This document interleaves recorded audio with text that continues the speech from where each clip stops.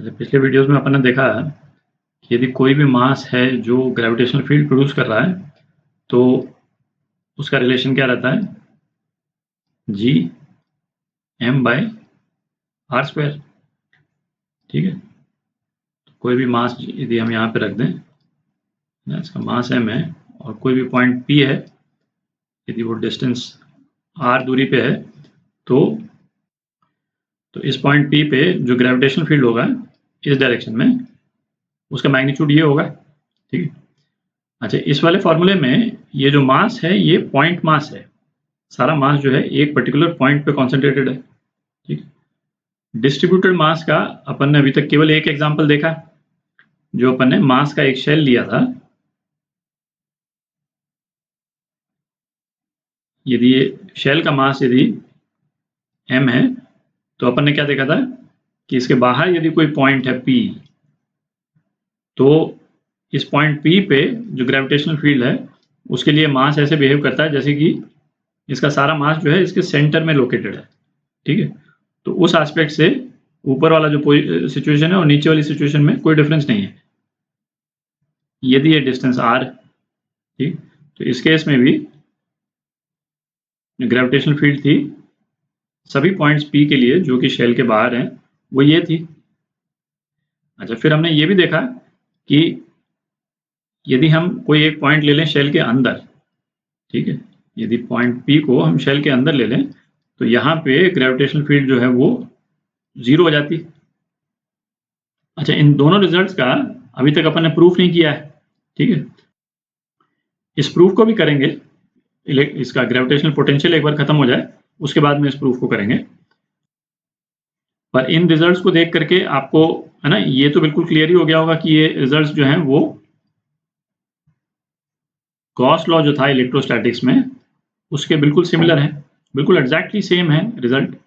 मतलब electric field का यदि डायरेक्शन हम छोड़ दें तो उसके अलावा मैग्नीट्यूड में और जो उसका इफेक्ट है, जो वेरिएशन है ग्रेविटेशनल फील्ड का, वो बिल्कुल इलेक्ट्रिक फील्ड के वेरिएशन के तरह ही है। ठीक है, अच्छा, अब ऐसा करते हैं, कुछ स्टैंडर्ड मास डिस्ट्रीब्यूशंस हैं तो उनका ग्रेविटेशनल फील्ड जो है वो अपने को निकालना आना चाहिए।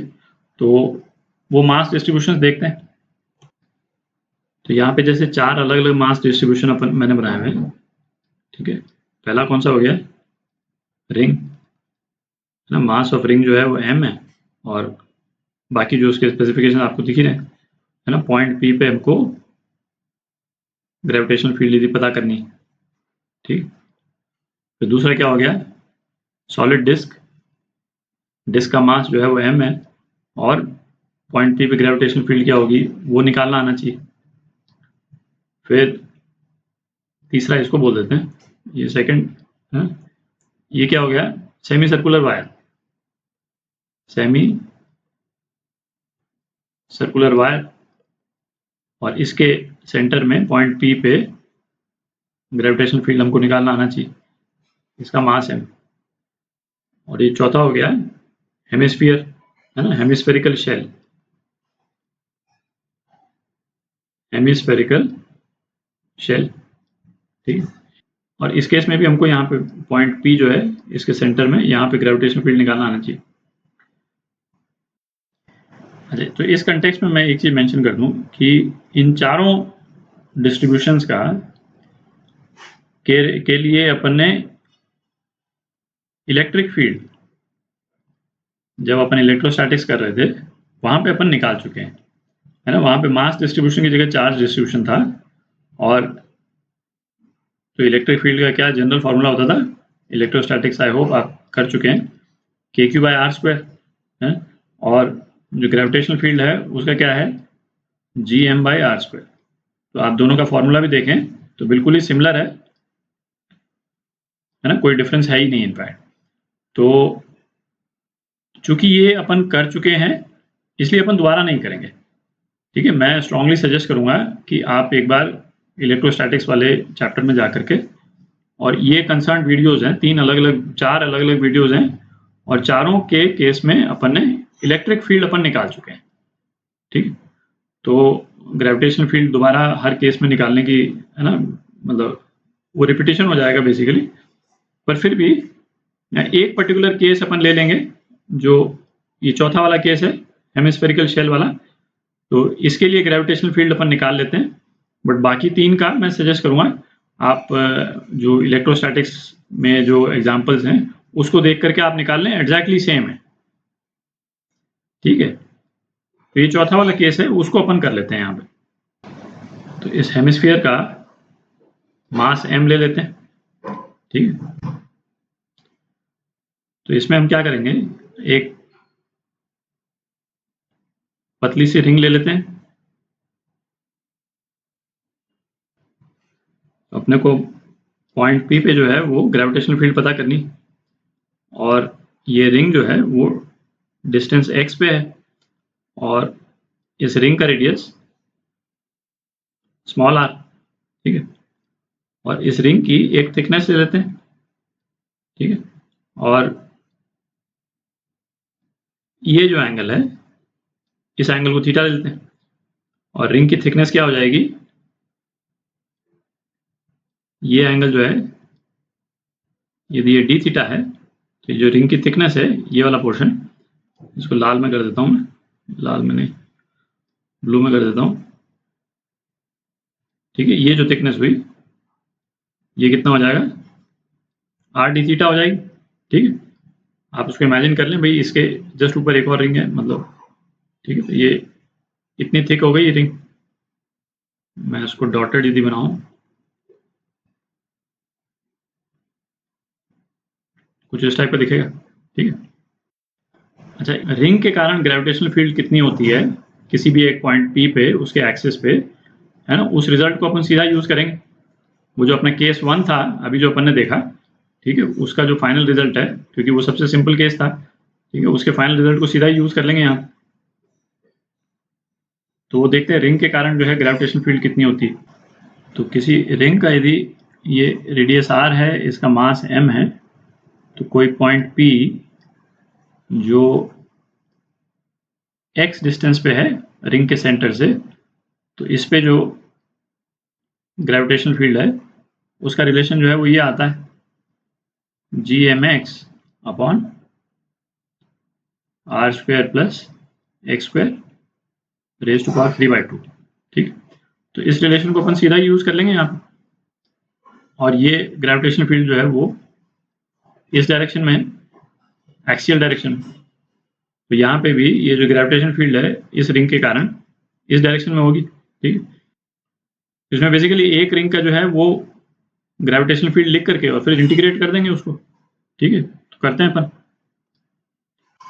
तो ये जो अपन ने रिंग बनाई है उसके कारण जो ग्रेविटेशनल फील्ड होगी उसको मैं डी ई वाई बोल देता हूँ, ठीक है। तो क्या हो गया जी, अच्छा, मास ऑफ रिंग, इस पे जो शेल में जो मास की जो डेंसिटी है उसको अपन रो बोल लेते हैं, ठीक है।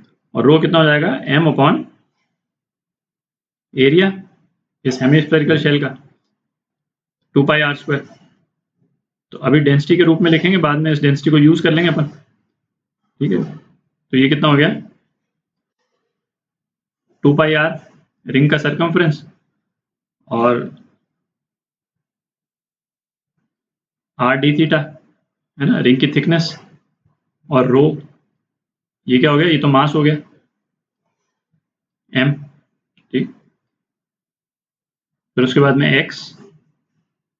x तो x ही है, ठीक, अपॉन, ये मैंने केवल डिपिक्ट करने के लिए लिखा है, अपॉन नहीं है, ठीक है, ये तो केवल डिपिक्ट किया मैंने। और नीचे क्या हो गया, r², इस रिंग का रेडियस r है, plus x square raise to power 3/2, ठीक है। इसको इनफैक्ट ऊपर लिख देते हैं, उससे और क्लियर हो जाएगा, कंफ्यूजन नहीं रहेगा। ये जो है वो मास है ना, इनफैक्ट dm है ना, रिंग का जो मास है dm है। तो ऊपर जितने वेरिएबल हैं उसको, वेरिएबल्स कई है यहाँ पे, है ना, x भी वेरी कर रहा है, 3 वेरिएबल्स हैं यहाँ पे, एक डी थीटा वेरिएबल है, एक x वेरिएबल है, और ये r भी वेरी कर रहा है। तो इन सारे वेरिएबल्स को अपन थीटा के टर्म्स में लिख देते हैं, ठीक है। एक रिलेशन तो ये यूज करेंगे अपन, r is equal to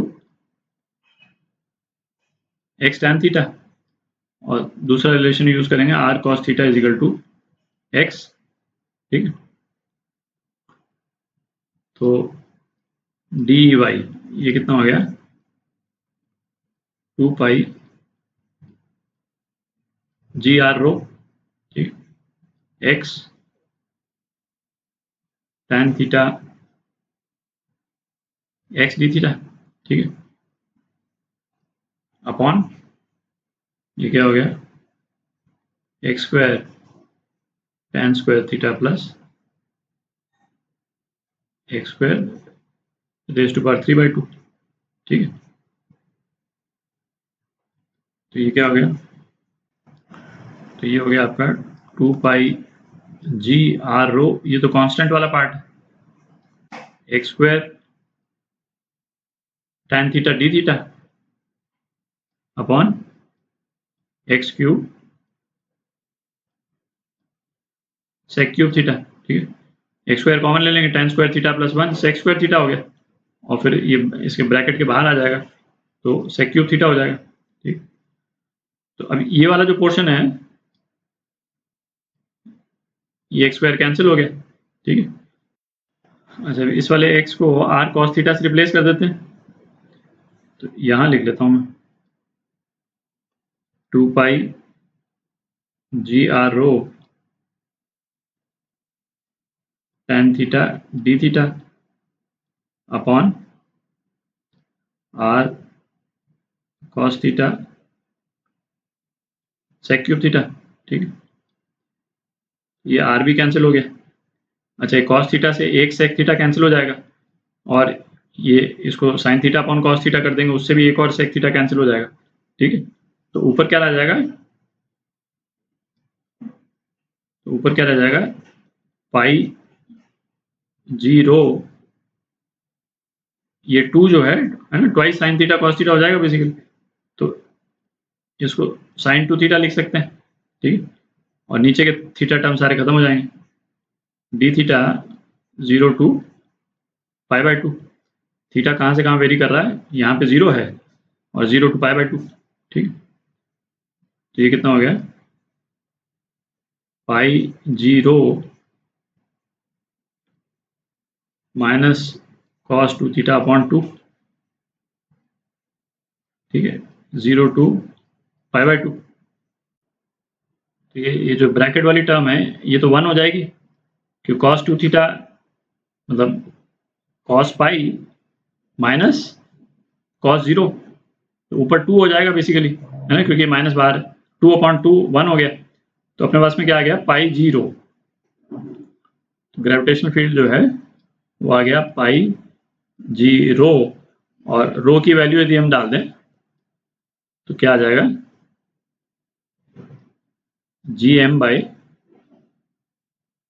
2r square, है ना, रो की वैल्यू डाल दी, पाई कैंसिल हो गया, तो ये आपका रिजल्ट आ गया। वो जो इलेक्ट्रिक फील्ड वाला वीडियो है उसको आप देखें तो उसमें भी एग्जैक्टली सेम रिजल्ट आता है, चार्ज के कंटेक्स्ट में आता है, बट है ना बिल्कुल सेम रिजल्ट है और करने का तरीका बिल्कुल सेम। जी, जैसे मैंने पहले भी कहा कि इस तरह के जो स्टैंडर्ड मास डिस्ट्रीब्यूशन है या चार्ज डिस्ट्रीब्यूशन है ना, उनका मतलब उस पे बेस्ड क्वेश्चन मतलब डायरेक्टली यूं का यूं तो मतलब जेई में आने का चांस कम ही रहता है, बट इन क्वेश्चंस को सॉल्व करने के लिए जो प्रिंसिपल्स अपन ने यूज किए ना, है ना, वो आने चाहिए अपने को। तो उन प्रिंसिपल्स को जानने के लिए है ना इन क्वेश्चंस को कर लेना चाहिए, है ना, इन द सेंस कि जैसे मास को कैसे हमने तोड़ा, रिंग में तोड़ा, है ना, फिर उसको अलग अलग रिंग को इंटीग्रेट कैसे किया, तो ये सारी चीजें है ना, ये सब चीजें आनी चाहिए। और फिर ये है ना रिंग की विड्थ जो है r d थीटा लेते हैं और किस तरह से उसको इंटीग्रेट करते हैं, तो ये सारी चीजें आनी चाहिए।